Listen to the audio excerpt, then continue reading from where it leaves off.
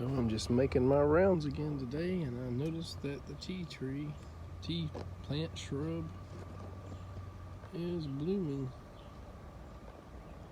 Kind of pretty flowers. Let's see if they have a scent.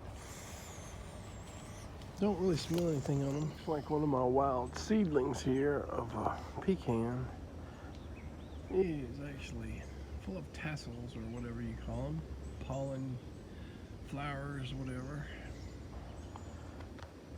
Most of our seedlings haven't really done anything as far as any quantity of pecans. There's one just across the fence and one on my side of the fence there. So this one across the fence, I do not see any blooms on it. It could be too young to bloom, I'm not sure. But we have pecan trees everywhere to help pollinate. You know, there's one, there's probably another 10 in that field back there. A few behind our property, or should I say in front of our property. And I just planted that other grafted pecan tree. So we got pollinators, even if these don't bring the quality or quantity of pecans as we need. So I think we're gonna see our first pumpkin out of these little greenhouse-like containers, fruit containers, sprouting. So what I did was I soaked it in this little tub of water. It has all these little air holes in the bottom there. And I'm actually seeing some roots coming out of there. So we got more than one sprouting. There's some roots coming there too. So just soaking that bottom in water overnight, it seems to have just initiated its sprouting. I think these, as I said in my other video, were a little, you know, they have so many air holes, they kind of dry out fast. So just soaking that bottom and saturating the soil seemed to help. So I have seen or heard, you know, some various animals in the high weeds. I just seen an outline of a snake earlier. Probably a black racer that was just racing through the weeds. I tried to kind of get a better look at it, but it was just too fast. Yesterday when I was out here around this area, moving around these high weeds, there was a hop. Could have been like a native rat, or it could have been like a small bunny, you know. But again, these weeds and all give these animals so much cover that even when you hear them or see a glimpse of them, you may not even be able to recognize what they are. But you know, it helps, you know, all these logs and weeds give like rabbits nesting spots. And you know, the cover helps cover it from you know, birds and stuff, and that would see them above and come down and swoop on their nest and get them and eat them. So it's going to be important for our permaculture area to have some tall stuff for wildlife, you know. And even this piles of brush, you know, when it's dry, musk turtles and stuff, they will come into these piles and go underneath, because it's like a mulch layer. It keeps it moist. So when we'll have a drought or something, they will get under there and they'll just kind of like estivate, like hibernate whenever there's a drought. And then when we get some rain and flooding, they'll leave it and go into the water. Just walking through here, I just seen a little native skink just slither down here. Occasionally, if you know, in these really moist areas, if you pick up, you know, an object that's kind of has a flat surface, or maybe a log or something, you also see some of the native salamanders. The weather, I talk about this a lot lately. A few days ago when I checked the weather, there were some dark clouds there.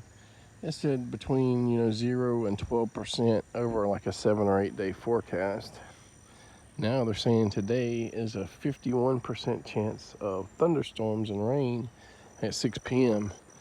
But you know, it feels like it could rain. Dark clouds there moving. Let's see if we can scroll up there a little bit. Okay, you see them moving. So I think unless it rains within the next couple hours, we're going to do another, you know, just watering all the new plants again. Because we've been fooled, we've been tricked so many times saying, you know, it's going to rain. not gonna rain. Said it wasn't gonna rain, then we got a little sprinkle. Said, 50, 48%, 51, whatever, and no rain at all. So we're just making around. The tree here that I've been fertilizing twice already is already like doubled in size or more. As you can see, green growth from about here all the way to here. And this has been in the ground for years and years, so hasn't done anything. I've been kind of doing a little chop and drop around the area. These old barns and stuff, just, you don't want them to have the nutrients, so just chop it, put it down there. Use that as a mulch or whatever. I'm still gonna feed it. We don't care really if it gets fruit this year, it's too small. But we want it to get up, 8, 10, 15 feet in the next couple of years. So we want to be able to take cuttings from it and stuff. Just looking at our Florida Panhandle pawpaw, looks really good. Nice flowers. Got some still opening. Got a few still opening on the sunflower, but I think for the most part it's done. I was going to do a video of the NC1, which is very strange because it actually is leafing out before the flowers, open up. In the next, 4 or 5 days, the first flower will probably open. So we may pollinate one flower on it and take the male pollen and, come back here or something, or on the Tennessee seedling again, and see if we can hand pollinate a little bit more. So this pawpaw is growing every day. I think the last video I took, it was on like 3 sets of leaves.